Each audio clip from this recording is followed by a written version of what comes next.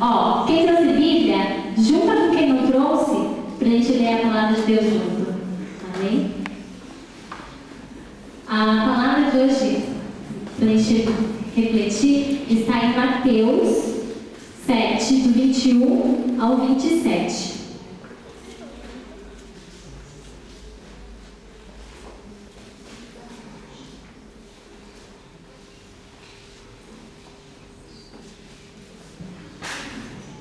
Mateus 7, do 21 ao 27. Todos acharam? Assim, ó. Nem todo que me diz Senhor, Senhor, entrará no reino dos céus, mas aquele que faz a vontade de meu Pai que está nos céus. Muitos me dirão naquele dia: Senhor, Senhor, não profetizemos nós no seu nome? E em teu nome não expulsamos demônios? E em teu nome não fizemos muitas maravilhas? E então lhes direi abertamente: nunca vos conheci.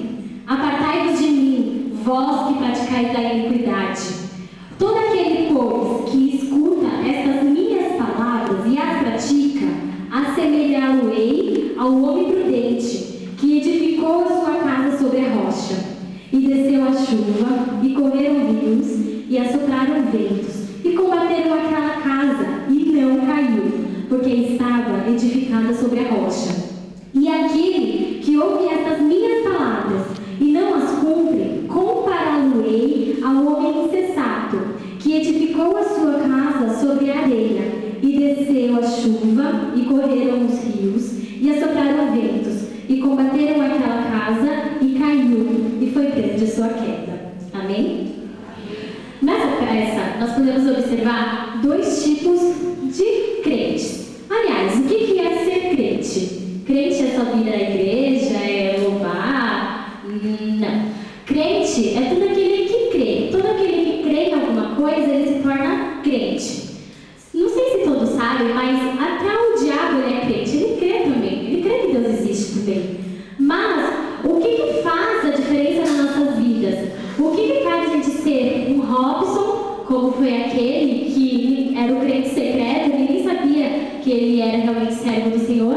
Ou então, o que faz a gente ser um crente que todo mundo vê uma mudança na gente, que era o neto? O que faz? Aqui, na palavra de Deus, Jesus diz que nem todo que me diz Senhor, Senhor, entrará no reino dos céus. Gente, isso é muito sério, porque a gente não pode ficar brincando de ser crente, de servir ao Senhor.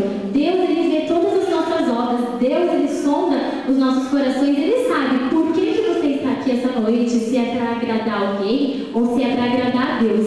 Ele sabe se você está ouvindo essa palavra e você está guardando ela no seu coração e colocando em prática no dia a dia. Você não é cristão somente quando você vem na igreja. Ser cristão dentro da igreja é fácil, todo mundo é.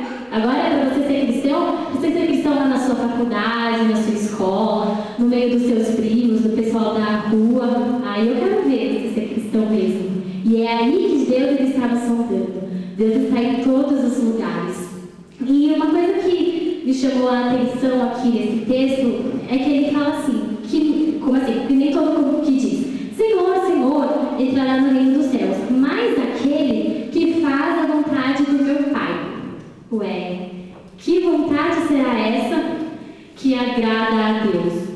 A gente pode ver que, né, nesse texto que nós lemos, tinham duas casas, né? Uma que estava edificada sobre a rocha e uma que estava edificada sobre a areia. E aconteceu as mesmas coisas nas duas casas, ou seja, como diz, se eu não me engano, em Eclesiastes fala que o mesmo sol que nasce para o ímpio nasce para o justo, a mesma chuva que desce sobre o ímpio desce sobre o justo também. Então, é isso que a gente tem que parar e refletir a cada dia. Falhos, todos nós somos, não tem como ser perfeito aqui nessa terra. Mas o que você tem feito para melhorar para Deus? Nas suas atitudes, nas suas palavras, na sua intenção, entendeu? Será que quando você erra, o Espírito Santo ainda fala dentro de você? Ele dá os gemidos inexprimíveis que nos levam ao arrependimento? Ou será que isso já se tornou uma coisa normal? Não sei, esse cada um tem que pensar e a gente tem que refletir, porque não dá para brincar de ser crente. Deus, ele não brinca de ser Deus. Então, não brinque também de ser servo do Senhor. Ok? E a vontade do meu Pai. Nem todo que faz a vontade do... mas todo aquele que faz a vontade do meu Pai. E a vontade do Senhor, a Bíblia diz que ela é boa, ela é perfeita e agradável. Só que Deus, ele não é intrometido. Ele pede a permissão para entrar na nossa vida, para nos dirigir. E será que nós estamos dando, mesmo a gente vindo na igreja, mas será que nós estamos dando o mesmo espaço? Esses dias, um menino, ele me adicionou no Facebook, aí ele estava dizendo que ele era de uma igreja tal, e depois ele foi para outra igreja, e agora sim está se sentindo usado por Deus, porque na outra igreja ele sentia que o povo era acomodado. Pelo menos foi isso que deu a entender. Que eles não evangelizavam, mas será que realmente é a igreja que está com defeito? Ou será que é a gente que está acomodada, é a gente que não está buscando a renovação espiritual? Será que só os outros têm um defeito mesmo? E a gente olhou dentro de cada um de nós, já olhamos? É fácil a gente olhar para o outro e ver os erros dos outros. Isso é muito fácil, mas e olhar para dentro de cada um de nós e enxergar os nossos próprios erros? Entendeu? O apóstolo Paulo, vou até ler aqui o que eu marquei, ele diz lá em Gálatas, ele escreveu as igrejas da Galácia, né? E ele disse assim, tá em Gálatas, gente, Gálatas 1, 2, só o 5. Graça e paz da parte de Deus Pai e da de nosso Senhor Jesus Cristo, o qual se deu a si mesmo por nossos pecados, para nos livrar do presente século mau, segundo a vontade de Deus, nosso Pai, a qual glória para todos sempre. Amém. Aí, o que chama a atenção aqui é que ele fala segundo, graça e paz da parte de Deus, nosso Pai, mas segundo a vontade de Deus. Ou seja, nós temos que nos submeter à vontade do Senhor.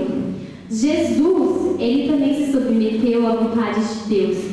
No momento que ele estava ali no Getsemane, Jesus, ele já sabia desse princípio, que ele veio aqui para ser morto pelos nossos pecados, para salvar a humanidade.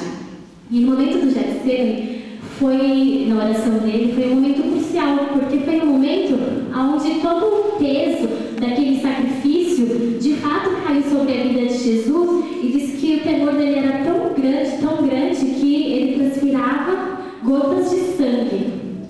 E naquele momento ele podia ter escolhido, Senhor, eu não aguento mais, eu não quero.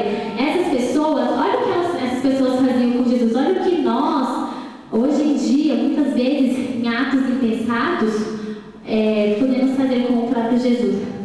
Primeiro, falavam que não acreditavam nas palavras dele, então faziam dele um mentiroso, cuspiam na cara dele. Desde o momento do nascimento dele, de quando ele era criança, ele foi rejeitado pelos familiares, ele foi perseguido também, passou dificuldades. Nossa, ele amou tanto a humanidade e ninguém dava crédito para ele. E hoje em dia a gente pensa, eu vou falar para aquela pessoa de Jesus, mas aquela pessoa não me dá crédito. Se lasque para lá aquela pessoa. Não, imagina se Deus falasse assim com a gente, que se lasque com a humanidade. Deus tem poder. Ele poderia mesmo ter destruído todo nós e feito o outro, mas não era essa a vontade de Deus. Ele tem um amor. Foi por amor mesmo, como nós cantamos aqui, que Jesus se entregou por cada um de nós. Amém? Então, vamos buscar assim, uma reflexão, buscar sempre uma renovação, entendeu? Buscar ser melhor para Deus, buscar a servir a Deus não só aos domingos, às terças, às quinta-feiras, na escola dominical, mas vamos buscar servir a Deus lá no nosso serviço, dentro da nossa casa, com o nosso pai, com a nossa mãe, padrasto, o padrasto também, a madrasta também merece respeito, merece a salvação. Jesus, ele não fez diferença por acepção de pessoas. Vamos nos respeitar, sim, e buscar viver a vontade de Deus. Na Bíblia, conta também a história de um jovem. Jesus, ele estava ministrando e tinha um jovem. E ele ouviu a palavra de Deus e ele achou aquilo tudo muito bonito. E ele falou, mestre, como é que eu faço para te seguir? Aí Jesus falou assim, cumpra os meus mandamentos. mandamentos: amarás o teu Deus sobre todas as coisas, amarás o teu próximo como a ti mesmo, não roubarás, não furtarás, não adulterarás. Aí o jovem fala assim: mas mestre, tudo isso que o Senhor está falando, eu já faço desde a minha mocidade. Aí Jesus fala assim: legal, muito bem. Ele: mas ainda te falta uma coisa, jovem. Uma coisa? O que falta para te seguir, Senhor? Aí ele fala assim: vai, vende tudo que você tem e dá aos pobres. E aí, naquele momento, o coração do jovem se entristeceu, porque ele era muito rico e ele se viu pobre naquele momento. Ele falou assim: como assim? Tudo aquilo que eu tenho, como é que eu vou viver? E agora, para seguir Jesus? Aí Jesus ele falou assim, ele conclui, né, que é mais fácil, né, o camelo, essa parte que a gente já conhece, é passar por uma agulha do que um rico, entrar no reino do céu. E aí nos faz a pensar, onde é que tem uma passagem na Bíblia que me fala, onde está o seu coração, está também a sua riqueza. E aonde será que estão os nossos corações? Será que estão nas coisas desse mundo, nessa correria? Eu tenho que me formar, eu tenho que trabalhar, eu tenho que juntar dinheiro, eu quero casar, eu quero não sei o quê. Mas onde está o seu verdadeiro tesouro? Será que nós estamos trocando as coisas de Deus pelas coisas desse mundo? As coisas desse mundo, elas vão ficar. E aí? E como está a sua alma? E aí Jesus ele falou que de maneira nenhuma aquele que larga a mão das coisas desse mundo para servir a Deus, para buscar ter uma vida de santidade, voltará a ser pobre de maneira nenhuma. A verdadeira riqueza está em servir a Deus.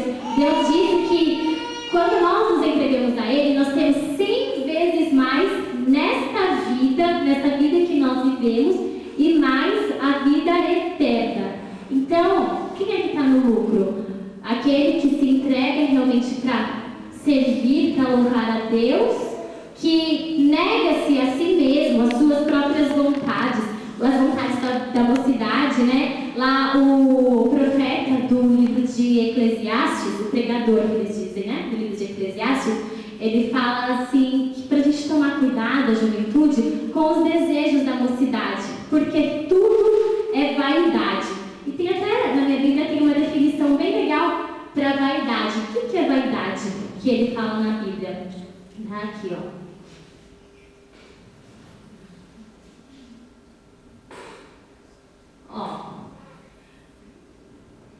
Opa, pegar aqui, mais fácil pegar aqui.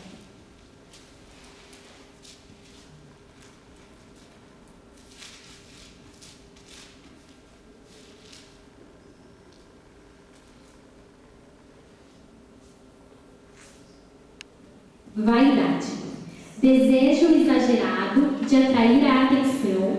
É um Deus falso, é uma ilusão. Então, as coisas que às vezes a gente coloca como primeiro lugar, da gente se dar bem naquele grupo de amigos, da gente conseguir um status social, de conseguir, não sei, todas as coisas desse mundo, é tudo vaidade. Por quê? É passageiro, entendeu? Mas que o nosso verdadeiro tesouro seja o Senhor, seja nos entregar a Ele a cada dia e não sermos um crente secreto, um crente, quando as pessoas olham e você realmente fala, eu sou crente, que você é crente? Ué, então quer dizer que você não está sendo luz em meio às trevas, suas obras não estão excedendo as obras do mal, então a gente tem que tomar cuidado. Também não é ser um caretão, é com a sua própria atitude, com a sua maneira de viver, com a sua intimidade com Deus, é que você vai fazer a diferença. Amém? Essa palavra que eu tinha para deixar aos nossos corações.